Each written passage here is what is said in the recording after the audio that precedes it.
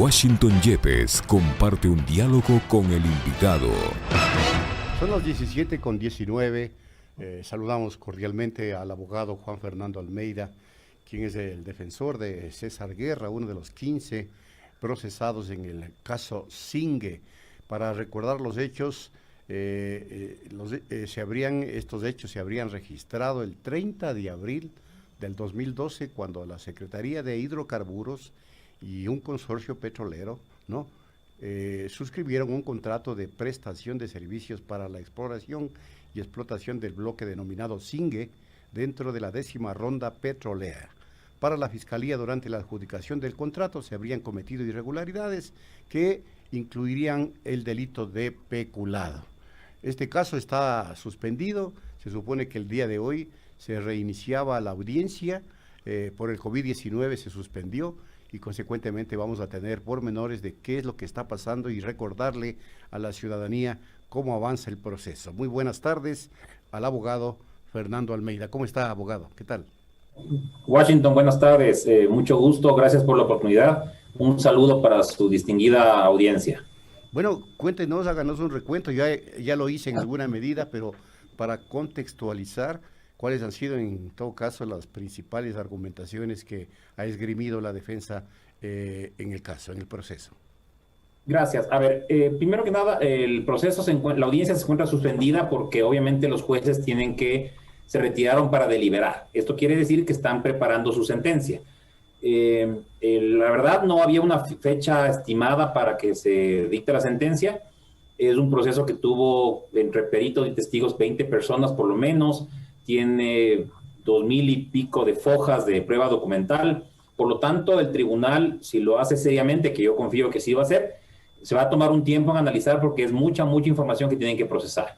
Eso desde el punto de vista de la etapa en lo que se encuentra el momento del juicio. Pero la audiencia estaba previsto que se reinstale hoy. ¿Se reinstaló o no?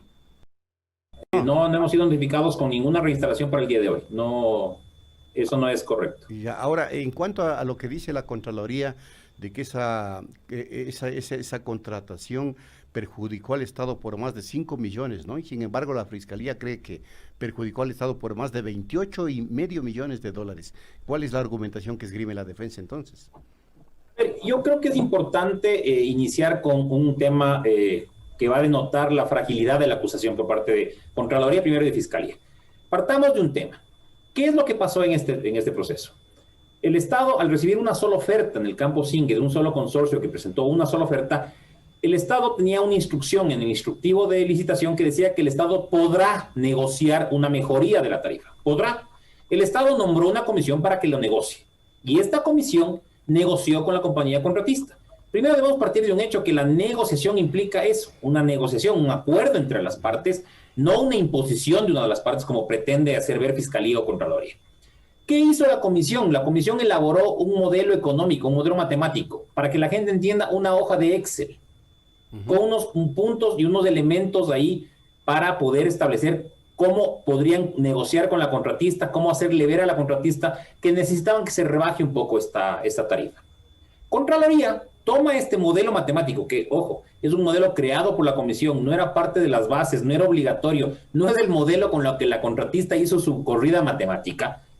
Y Contraloría cambia uno de los elementos y dice, no, para mí, pese a que técnicamente usted máximo puede explotar el 90% de las reservas probadas, Contraloría dice, no, yo quiero que sea el 100%.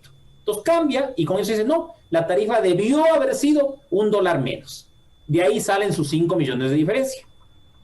Llega a Fiscalía y con el mismo modelo matemático, nombra una perito y esta perito dice, no, a mi criterio, que tengo que poner como dato claro en la fórmula matemática, que el Estado siempre paga 33,5 a la contratista. Entonces dice la perito que como el Estado siempre tiene que pagar esto, el Estado pierde cuando el precio del petróleo baja. Todo esto le hace ver a usted que claramente partimos primero de una falacia, porque un modelo matemático no está escrito en piedra, es una proyección económica de un resultado. No es algo lógico. Pero si además de esto, Contraloría y Fiscalía se basan en hechos falsos, tenemos la conclusión de que todo lo que han analizado y han estudiado es un hecho falso. Y le explico. Porque en lugar de fijarse en qué debemos fijarnos, es la realidad. ¿Quién es el ente que controla estos contratos, que verifica cuánto se paga, que verifica que se hagan las inversiones, que verifica que los trabajos sean correctos? Es el Ministerio de Recursos Naturales No Renovables. Si el Ministerio de Recursos Naturales certifica, como lo ha hecho dentro del proceso y también en la audiencia de juicio, que primero que la renta petrolera ha sido un rubro muy distinto a lo que establecen los peritos, del 128%. Segundo, que la tarifa realmente pagada ha sido 28.8%, $27.8 por barril, ¿no es cierto? Y tercero, que las ganancias del Estado han sido de 132 millones fuera de impuestos. ¿Por qué no creerle lo que dice el Estado? Entonces yo le hago una pregunta. Si es que el Estado dice y certifica que la tarifa pagada es 27.8, ¿no estará equivocada la perito que calculó el perjuicio diciendo que se pagó 33.5? Eso fue lo que se demostró en el proceso. Entonces, en un proceso de peculado, tenemos que entender que es un delito que se llama de resultado. ¿Qué quiere decir? Que si no hay perjuicio, no existe el delito de peculado. Entonces, el Estado ecuatoriano, el propio Estado, no nadie más, no un tercero, no un perito, el propio Estado ha certificado que no hay perjuicio. ¿De qué delito estamos hablando? Esa es la pregunta que deberíamos contestarnos realmente. Y bueno, y esa pregunta, ¿quién la puede responder? Los jueces, pues, en este caso que están estudiando el caso. Pero la Fiscalía insiste en que hay un el Estado que bordea los 28.5 millones. ¿De dónde saca esa cifra? Esa cifra la saca de este peritaje que hace este perito. Pero este perito hace dos cosas que son interesantes. A ver. Yo no quiero descalificar a la perito porque no es mi estilo de litigar. Pero lo que sí le quiero hacer ver es que hay un error evidente en la perito. El primer error evidente es que la perito dice siempre se le ha pagado a la contratista 33.5, lo cual es falso. Claro. Porque el Estado le ha dicho pagó 27. Y segundo, la perito hace un análisis en base de una proyección y dice, yo no veo los precios exactos del crudo a cuánto se vendió para analizar, hacer una pericia correcta, sino que establece un precio promedio de 50 y así calcula el tema. Entonces, no puede usted hacer las cosas, cuando uno hace una pericia en este tipo de temas, en un tema tan técnico como el petrolero, lo lógico es que uno haga las cosas de manera correcta. Y la perito ni siquiera se dio la molestia, por decirlo, de verificar, no importa, que no se vaya a la contratista, porque por último está bien, no se vaya al contratista, pero al menos váyase al Estado y verifica si es que es verdad o no que se pagaron los 33.5. Entonces, si usted simplemente, y ese ejercicio lo hice yo ante el tribunal, simplemente cambia el dato de la fórmula de la perito y quita los 33.5 que es equivocado y pone los 27.8, resulta que esos 28 millones de perjuicio desaparecen y se convierte en un beneficio para el Estado. Claro. Esa es la realidad.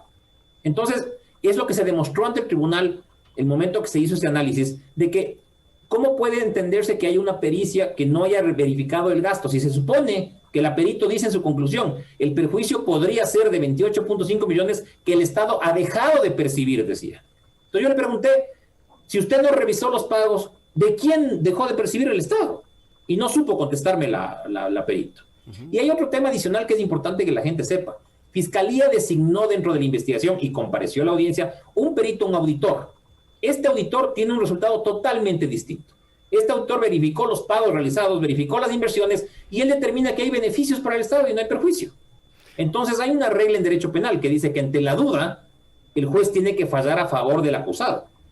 Claro. Evidentemente le causa una duda que hay dos pericias, ¿no?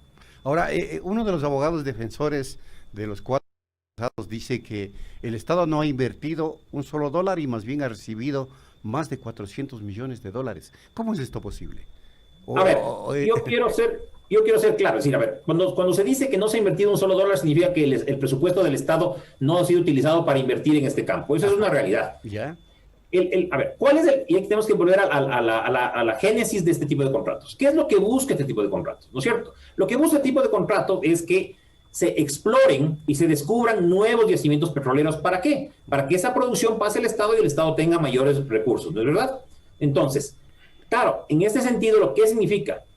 Que el Estado, ¿no es cierto?, de este campo que no le producía ni un solo dólar, porque esa es la realidad del Estado, el campo estaba abandonado. Hoy por hoy ese campo le produce petróleo y le ha producido como 400 millones de ingresos en estos pocos 5 años. ¿Ya? Eso sí es una realidad y está certificado. Sí, porque el Estado no tenía, o sea, el motivo del Estado es de entregar los campos para que los privados, a su propio riesgo, hagan esas inversiones. Yo le pongo el caso contrario. ¿Qué pasaba?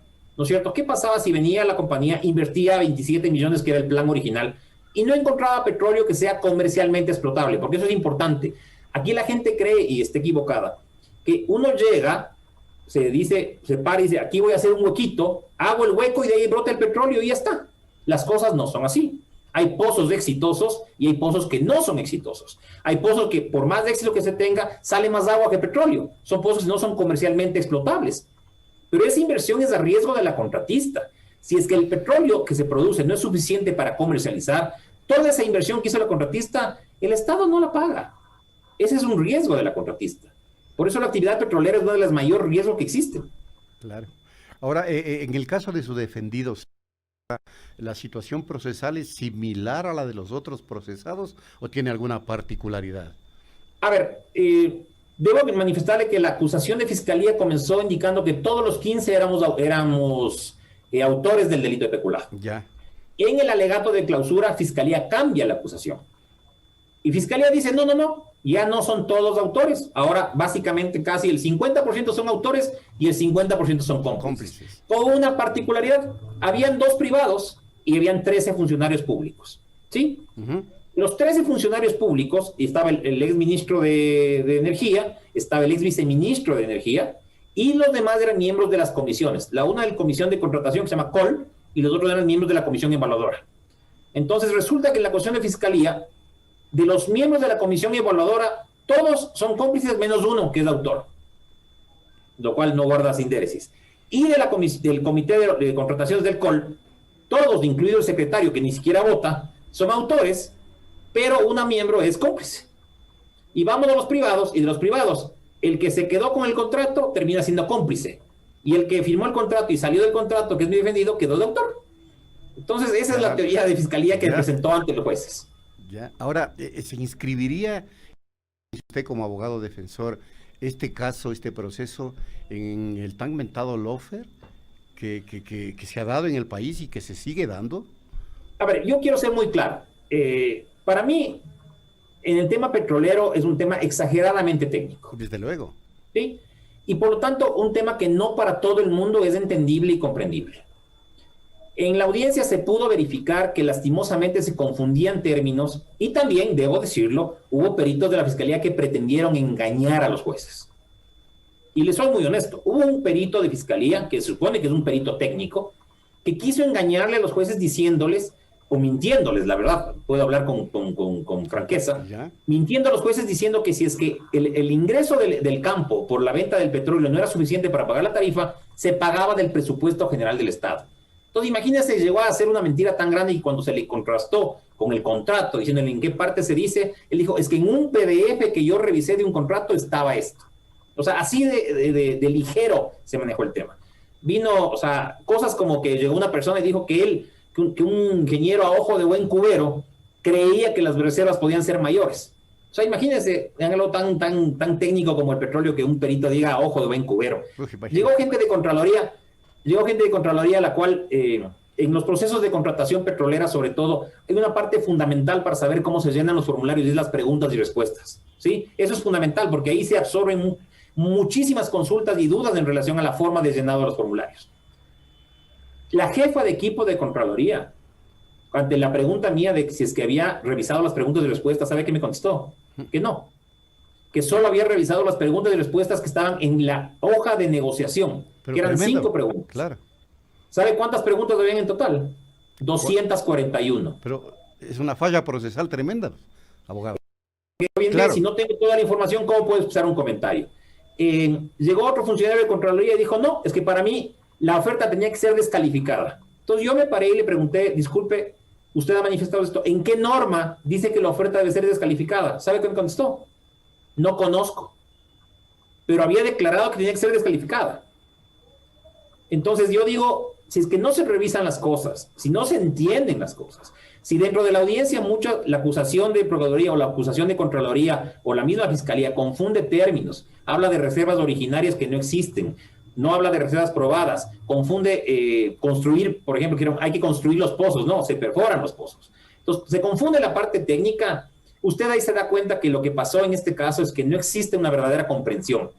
Entonces yo creo que por eso los jueces sí fueron un poco más inteligenciados, entendieron mucho más y comprendieron mucho más la temática, y yo estoy sinceramente confiado en un buen resultado y que los jueces van a obrar en justicia. Es decir, ¿usted confía en el juez Iván León, que es el juez que también sustanció el caso Sobornos, que ha sido muy cuestionado, inscrito en el caso de persecución judicial del lawfare político.